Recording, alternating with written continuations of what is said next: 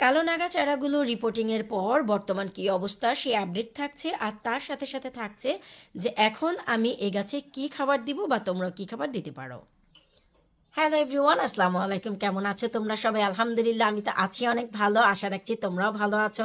তোমাদের যে কি বলবো, আর তোমরা আমার এই ছোট ছোট বাচ্চাগুলো এখনই নিতে চাচ্ছ, এখন এই গাছ তোমাদের কাছে দিলে তোমরা কিন্তু একদম বাঁচাতে পারবা না। কারণ আমার কাছে একটা পরিবেশে আছে, তোমাদের কাছে যখন যাবে তখন সেই রকম উপযুক্ত করেই আমি দেব। তো চলো, কালো নাগা গাছগুলো রিপোর্টিং করার পর কি অবস্থা সেটাই তোমাদের সাথে শেয়ার করছি। আর ফার্স্ট যে আমি খাবার দিয়েছিলাম নেইটেল ট্রি, সেটা খাওয়ার পর বর্তমানে গাছগুলো কি পজিশনে আছে সেটা দেখাবো। আর আজ আমি কি খাবার দিব সেটাও তোমাদের সাথে শেয়ার করব।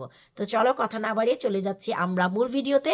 আর তার আগে বলে নিচ্ছি যে যারা এখনো পর্যন্ত লতালো গাছগুলো লাগাওনি, যেমন কি লাউ, কুমড়া, শিম, করলা, চিচিঙ্গা, ঝিঙ্গা, দুন্দুল, চাল কুমড়া, শশা থেকে শুরু করে সব ধরনের লতালো গাছগুলো আমরা কিন্তু এই মার্চের প্রথম, দ্বিতীয়, তৃতীয় এবং চতুর্থ থেকে শুরু করে এপ্রিল মাসের প্রথম, দ্বিতীয় সপ্তাহ পর্যন্ত লাগাতে পারবো।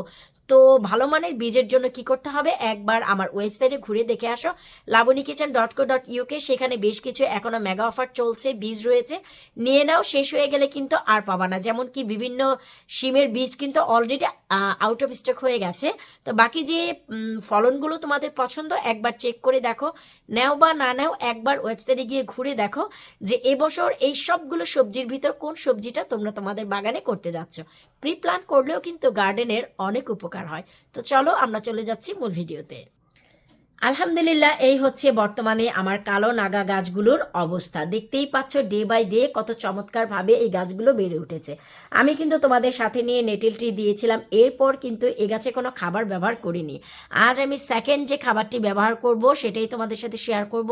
আর গাছগুলো কতটা হেলদি আছে তোমরা নিজেরাই দেখতে পাচ্ছ, অনেক বেশি হেলদি আছে, অনেক মানে অনেক, বলার বাহিরে না। আর প্রত্যেকটি পাতা দেখো এখনও পর্যন্ত পোকামাকড় আক্রমণ করেনি। তবে আরও একটু গরম পড়লেই কিন্তু অ্যাফিড পোকা আক্রমণ করবে। সেটা হচ্ছে তোমার স্প্রিংয়ের মাঝামাঝিতে আসে বেশি ঠান্ডা, আর একটু গরম মিক্স হলে আসে। পুরোপুরি ঠান্ডায় কিন্তু অ্যাফিড কখনোই আসে না। তো যাই হোক, এই গাছগুলোকে আমরা তো এখন আর দ্রবণ দিব না, যেহেতু খুবই স্বাস্থ্যবান আছে। আজকে এই গাছে আমি কি খাবার দিব সেটাই তোমাদের আমি বলছি। একটু লক্ষ্য করো, তাহলেই বুঝতে পারবা যে আমি কি খাবার দিতে যাচ্ছি। প্রত্যেকটা পটে পটেই দেখো আমি কিন্তু দিয়ে নিচ্ছি এই যে ক্রিস্টালের দানাগুলো। আশা করি তোমরা বুঝতেই পারছো। আর এইভাবে দেওয়ার কি কারণ সেটাও আমি তোমাদের সাথে এক্ষুনি শেয়ার করব। আগে আমরা প্রতিটা পটে খাবারগুলো দিয়ে নিচ্ছি। যে খাবারটা আমি ব্যবহার করলাম সেটা হচ্ছে অ্যাপসম সল্ট মোটা দানা ক্রিস্টাল, যেটা সেইটা। এটা কিন্তু ইফেক্টিভ বেশি, যেটা তোমরা বরাবরই আমি এক্সপ্লেন করে থাকি এই খাবারটা এভাবে দেওয়ার কারণ কি। তবে চলো আমি দেওয়ার আগে এবং এক্সপ্লেন করার আগে বাকি যে কাজ সেটা সেরে নিই। এখন হচ্ছে আমি এই যে দেখো পানি দিয়ে দিচ্ছি, এই যে পানি দিয়ে দিচ্ছি, এই যে ঠিক এভাবে করে চলো আমরা প্রতিটা গাছে আগে পানি দিয়ে নিই। এই তো সবগুলো গাছেই আমি কিন্তু পানি দিয়ে নিয়েছি। আর এটার একটাই কারণ হচ্ছে যে আমরা কিন্তু মে মাসের আগে এই গাছগুলোকে কারো কাছে দিব না। আমি যদিও গাছগুলোকে দেই, তোমরা যখনই অর্ডার করবা মেয়ের আগে তো আমি পোস্ট করব না। তো আমি চাই না যে পানির সাথে মিশালে, আমরা কিন্তু 1 লিটার পানিতে 1 চা চামচ অ্যাপসম সল্ট মিশিয়ে সবসময় গাছে দিই, তাই না?